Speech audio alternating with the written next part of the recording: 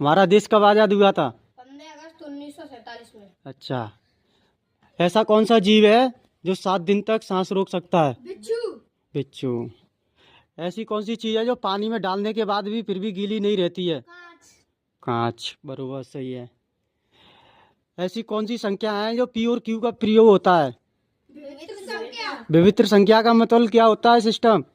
अनुवर्तिक पूर्ववर्ती संख्या में वो अनुवर्तिक में एक बढ़ जाता है, पूर्ववर्ती में एक घट जाता है।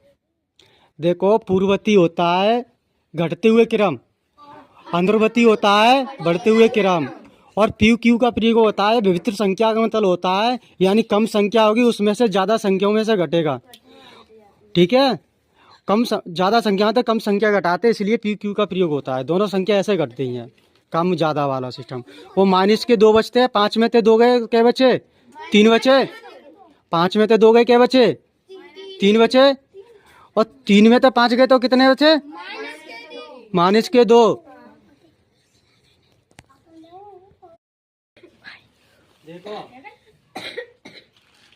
ध्यान से सुनना, ठीक है।